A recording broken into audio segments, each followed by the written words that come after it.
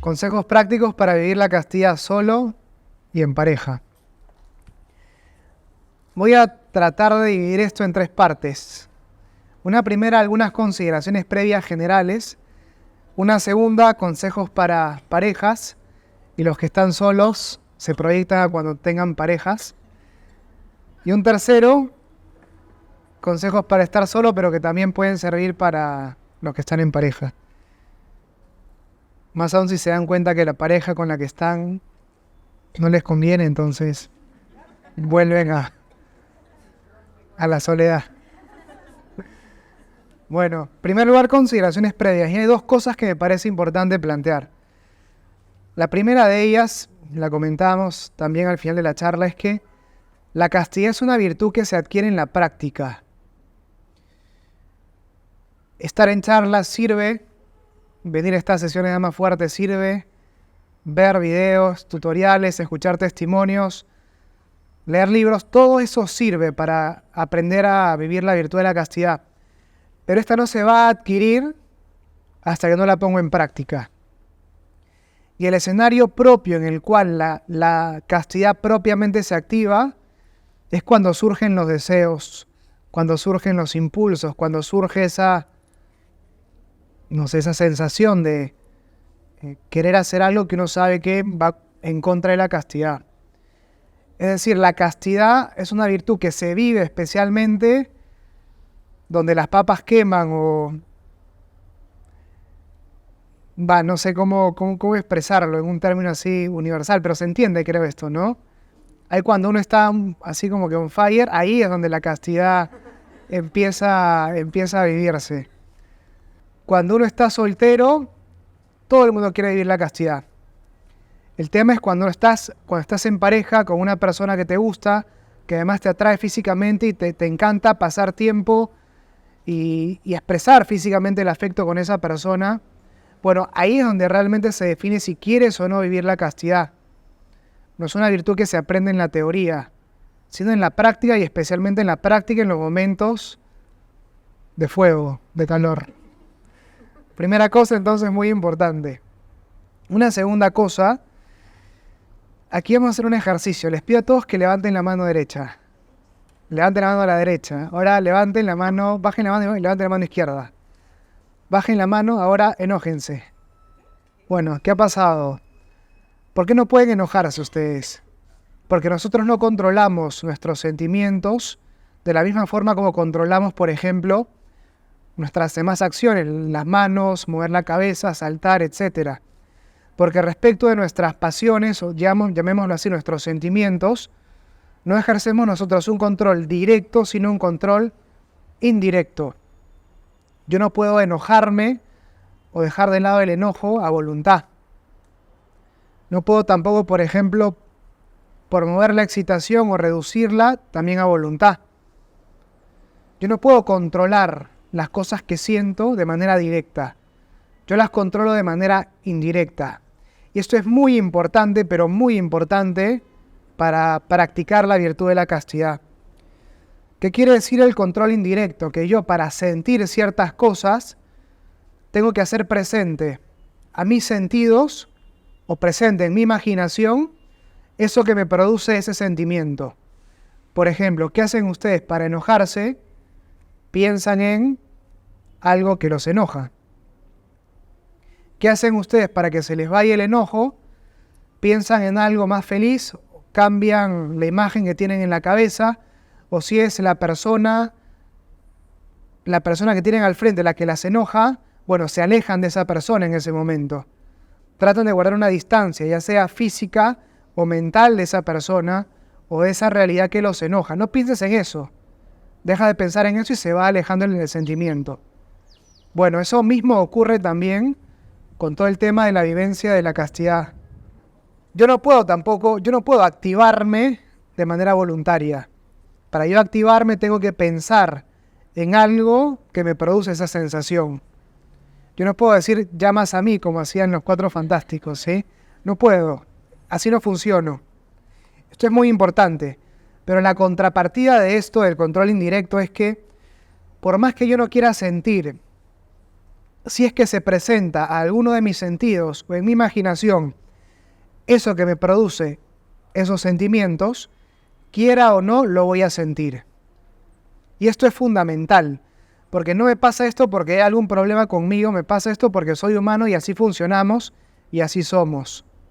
Se los pongo con un ejemplo. Estoy pasando un día maravilloso, porque digo, hoy estoy de vacaciones y la persona que siempre me encuentro en el trabajo que me hace el imposible, no me la voy a encontrar acá. Y resulta que me voy de paseo, no sé, a las lomas de La Chay, o sea, a cualquier lugar, no importa. Y justo yo que estaba haciendo mi excursión perfecta ese día, no, un lugar más bonito, me voy al Cusco de viaje. Me voy a Machu Picchu, estoy en Machu Picchu, así cerca del Intihuatana, a punto de pasarme en las vallas para sacarme una foto abrazando el reloj de sol y después volver a mi lugar detrás del cordón. Y le digo a una persona que está de espaldas, ¿me puedes sacar la foto tipo ahí abrazando el Intihuatana? Y la persona se voltea y dice, claro, y justo es la persona que yo detesto del trabajo. Y claro, ese día maravilloso que yo estaba pasando en Machu Picchu con mis amigos, de pronto se torna gris. Porque esa persona que yo detestaba, me la encontré ahí. Inevitablemente empiezo a sentir de nuevo ese rencor y ese enojo que tengo respecto a esa persona. O imagínense, no es esa persona, es mi ex, que me la encuentro en ese lugar, con mi nueva pareja. Qué momento tan incómodo, ¿no? Más aún si es que la relación no terminó bien. Entonces, yo quiera o no voy a sentir esa incomodidad. O tal vez ese enojo, tal vez con esa persona, no lo sé. No porque no soy misericordioso, no porque no soy bueno, no porque no he perdonado, no, porque soy humano. Frente a ciertos estímulos reaccionamos, simplemente. Esto es muy importante asumirlo. Bueno, el tema de perdón tal vez sí no he perdonado suficiente, ¿no? Pero lo que voy es control indirecto. En ciertas circunstancias, quiera o no, voy a sentir ciertas cosas si es que se me presentan determinados estímulos. En la imaginación o frente a frente. Por eso, como vamos a ver en materia de sexualidad para vivir la castidad, mucho de lo que hay que hacer es evitar ciertas situaciones, más que tratar de luchar directamente contra la tentación en ese momento. Porque eso lo vamos a ver, pero si es que mi voluntad especialmente está un poco más debilitada, va a ser una sensación similar, tratar de poner freno, quiero decir, a la de bajar con una bicicleta cuesta abajo a toda velocidad. Hay un momento en el cual los frenos simplemente no me funcionan más. Bueno, eso es natural. Si es que te lanzas por una pendiente con la bicicleta, lo natural es que agarres cierta velocidad en algún momento y los frenos no funcionen. Bueno, eso mismo también hay que aplicarlo a la vivencia de la castidad. En ciertas situaciones es muy fácil perder el control. No porque no sea lo suficientemente fuerte, sino porque soy humano. Y por eso, en atención al control indirecto, muchas veces para vivir la castidad, una clave es evitar situaciones complicadas. Vamos a verlo ahora cuando veamos los consejos prácticos. Dos cosas entonces, una virtud, en primer lugar, que se adquiere en la práctica, y en segundo lugar, se practica teniendo en cuenta el control indirecto. Yo no controlo mis deseos, mis impulsos de manera directa, sino de manera indirecta. Ahora, consejos para vivir la castidad en pareja. 4 consejos que me parece importante. En primer lugar, pónganse de acuerdo, esto es básico. Ambos tienen que querer vivir la castidad. Y si es que estoy saliendo con alguien, le pregunto qué opina sobre la castidad. Y si es que no está dispuesto a vivirla como yo, directamente, si no hay posibilidad de negociar, si no hay una apertura a conocer más la virtud, el tema directamente no va más. Esto es importante porque si es que no tengo la ayuda de la otra persona, va a ser muy difícil vivir esta virtud. Porque uno no es fuerte en todo momento. Y en momentos en los que uno puede experimentar una particular sensibilidad, si es que la otra persona no está dispuesta también a vivir la castidad conmigo, no porque sea mala, sino porque no le parece que la virtud de la castidad es algo importante, en ese momento de mayor sensibilidad o mayor debilidad, no voy a encontrar un freno en la otra persona. En cambio, el hecho de estar ambos de acuerdo ayuda en que en esos momentos de particular sensibilidad de alguno de los dos, el otro pueda poner un freno donde a mí me cuesta ponerlo. ¿Se entiende esto? ¿Sí? Bueno, es importante entonces. Segundo lugar, en ese ponerse de acuerdo, definan ustedes qué ganan viviendo la castidad. Es un ejercicio que uno tiene que hacer personalmente y es un ejercicio que además uno tiene que hacer en pareja.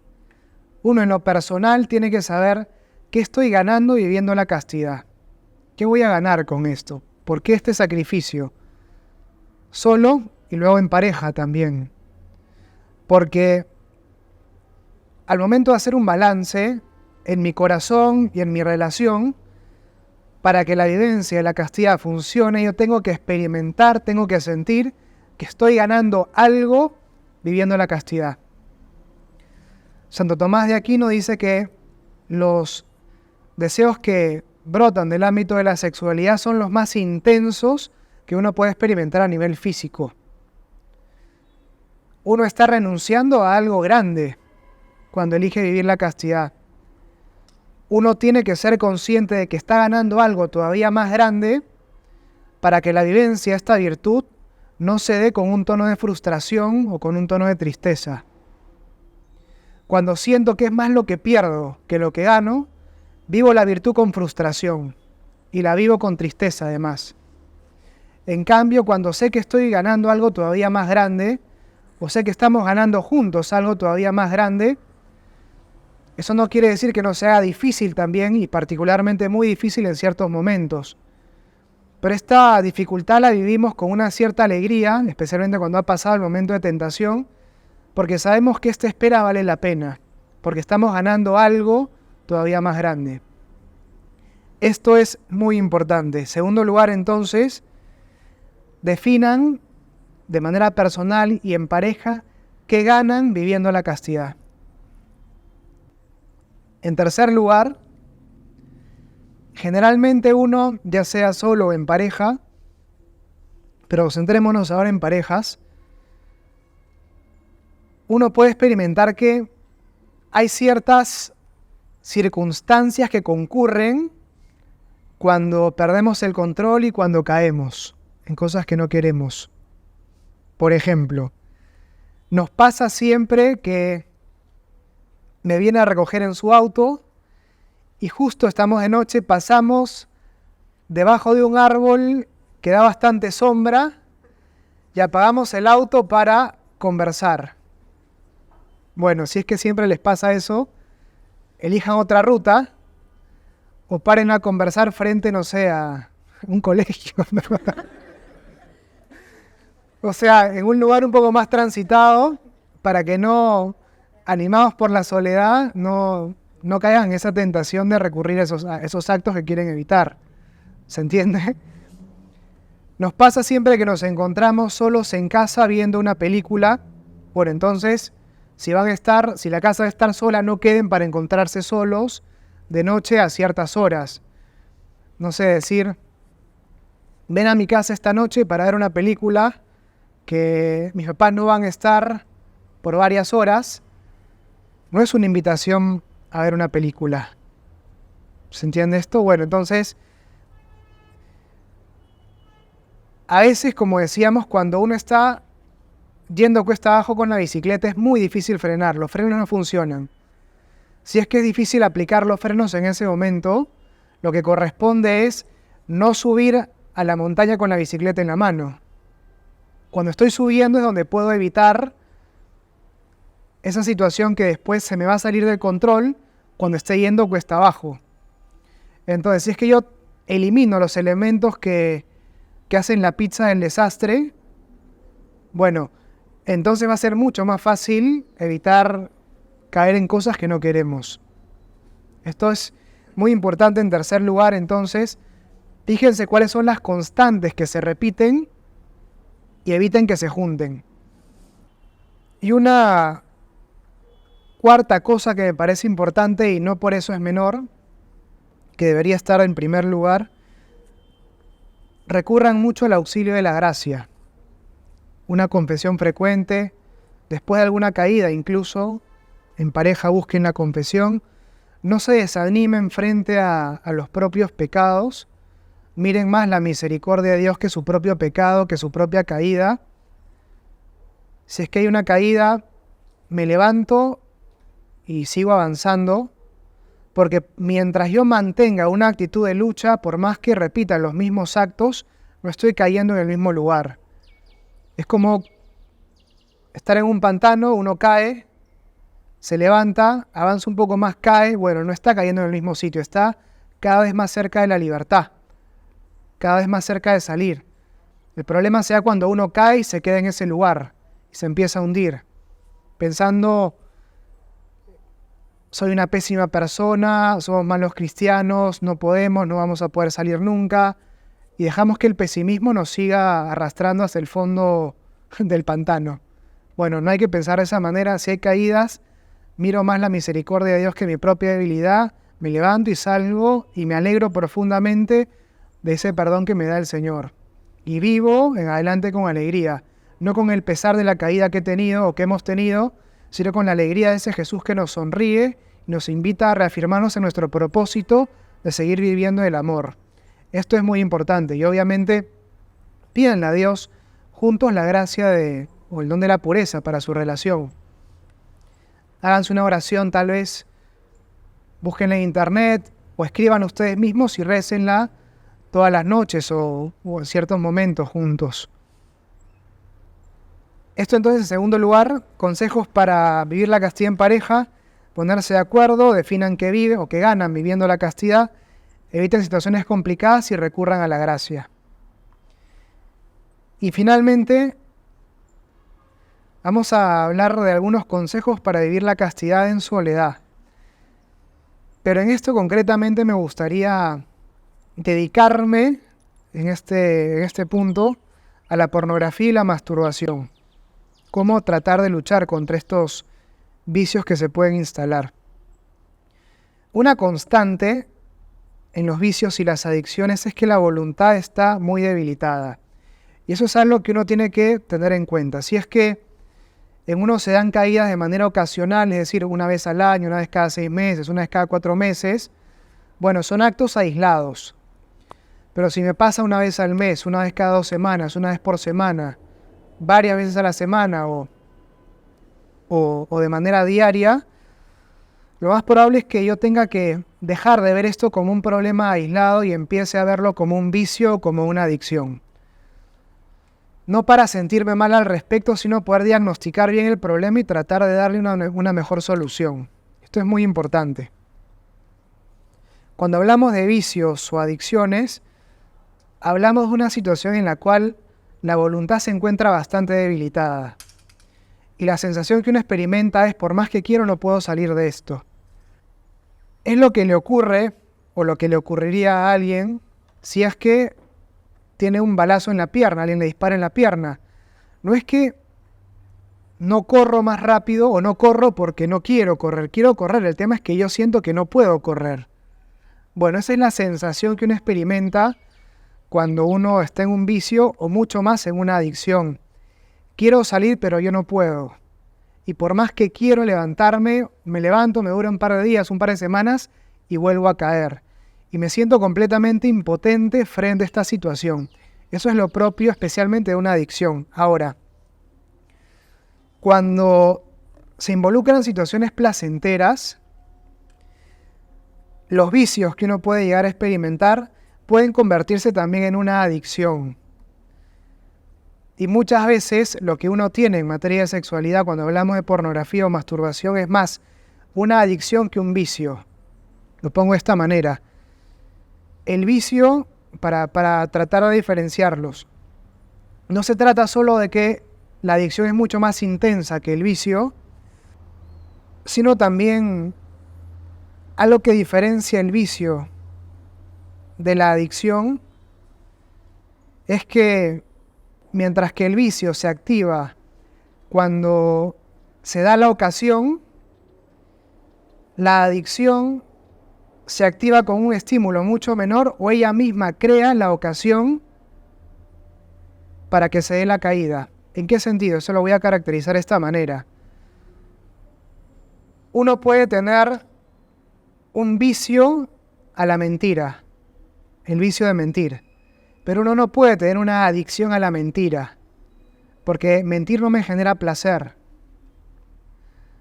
Entonces, cuando estoy hablando con alguien, puedo tener esa necesidad de mentirle. Pero no es que yo digo, voy a hablar con tal persona para mentirle. No, o sea, no pienso de esa manera. Cuando se da la ocasión, surge la posibilidad, surge la mentira. ¿Se entiende esto? ¿Sí? Es importante que esto se entienda para entender lo otro. En cambio, con una adicción, a veces ni siquiera se necesita un estímulo para que el deseo surja. Uno puede estar en casa y viene el deseo simplemente. Es lo que pasa con las drogas, es lo que pasa con la adicción a las redes sociales o al celular. Uno no tiene nada que hacer y de pronto agarra el celular y empieza a verlo. Bueno, eso también es un comportamiento adictivo. Pero no es que se da la ocasión y yo termino haciendo eso que no quiero, sino que la propia adicción ya genera la ocasión para que esto se dé. Esto es muy importante porque algo también que diferencia el vicio de la adicción es que la adicción alivia la presión que ella misma causa. Es decir, es la propia adicción la que me genera la ansiedad por realizar este comportamiento.